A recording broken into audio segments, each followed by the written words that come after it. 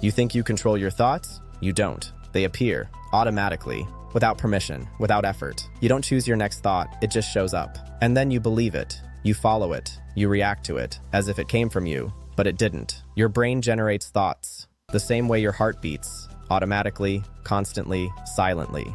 And most of them are repetitive. The same ideas, the same fears, the same doubts, running in loops, day after day, because your brain is not creative, it's predictive. It takes your past and projects it into your future. That's why you think the same way. That's why you react the same way. That's why your life feels the same.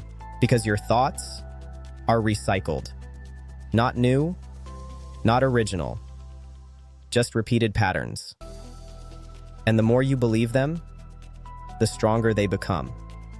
That's how identity is built. Not from truth, but from repetition. If your thoughts say, I can't, you start acting like you can't. If your thoughts say, this is hard, you start feeling like it is.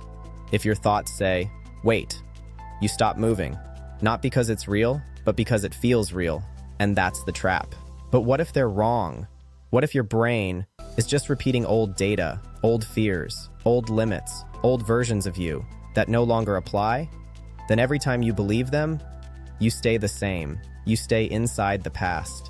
That's why change feels hard, because your thoughts are trying to keep you where you were, not where you want to go. They pull you back into familiar patterns, into predictable reactions, into the same identity, and you follow them without realizing you had a choice. You are not your thoughts. You are the one who notices them. And that changes everything, because once you notice, you can pause, not in hesitation, but in awareness. You can see the thought without reacting, without believing it instantly, and in that moment, you create space, and in that space, you create control, because now you decide. Not your brain, not your past, not your patterns, you. And that's where power begins, not when your thoughts stop, but when you stop following them blindly, and once you see that, you start noticing something strange. Your thoughts are not consistent. One moment, you feel confident. The next, you doubt yourself. One moment, you want to move forward. The next, you hesitate. Nothing changed outside, but everything changed inside. Because your thoughts are unstable. They shift. They change. They contradict each other. And yet, you treat them like truth. But they're not. They're signals, generated by your brain, based on what it knows, not based on what's possible. Your brain is focused on your past. It keeps referencing what already happened, and it uses that to guide your decisions. But your past was limited. Your past was incomplete. And yet, your brain keeps using it as a blueprint. That's why you feel stuck. Not because you can't move, but because your thoughts keep pulling you backward into old patterns, old reactions, old identities. And every time you follow them, you reinforce them. You make them stronger. You make them more automatic until they become your default state.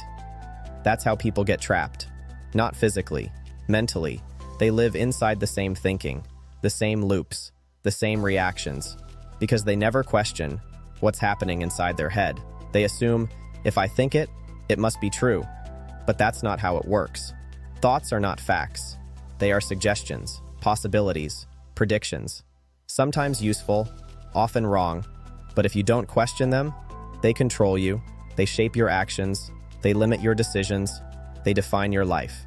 And the worst part is that it feels natural. It feels like you, but it's not. It's conditioning, built over time, repeated thousands of times, until it became automatic. That's why breaking it feels uncomfortable, because you're not just changing behavior. You're interrupting a system your brain relies on, a system that keeps things predictable, and predictable feels safe. So your brain resists. It creates more doubt, more hesitation, more reasons to stop, because it wants you to go back to what it knows, back to what feels familiar. But familiar is exactly what's keeping you stuck. And the moment you see that, you realize something powerful. You don't need better thoughts. You need a different relationship with them. You don't need to eliminate doubt. You need to stop obeying it. You don't need to silence your mind. You need to observe it. Because once you observe, you separate. And once you separate, you gain control, real control. Not over your thoughts, but over your actions. And that's what actually changes your life. And this is where everything changes. Not when your thoughts become perfect. Not when doubt disappears. Not when your mind becomes quiet. because that will never happen. Your brain will always generate thoughts, always. But now, you understand something different. You are not the voice. You are the one who hears it. And that changes everything. Because now, you don't react instantly. You don't follow every thought. You don't believe everything your mind says. You notice. You observe. You pause. You see the thought before it turns into action. And in that moment, you gain something most people never have. Choice. Real choice. Because now, when your mind says, don't do it, you can still act. When it says, wait, you can still move. When it says, you're not ready, you can still decide.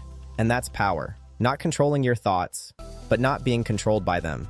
Because your life is not built on what you think. It's built on what you do. Action does, movement does, decision does. And the more you act, despite your thoughts, the weaker their control becomes. Not because they disappear, but because you stop listening blindly. You stop reacting automatically. You start choosing consciously. And that's the shift. From reaction to control. From autopilot to awareness. From being controlled to taking control. And once you reach that point, you can't go back. You can't unsee it. You can't pretend anymore.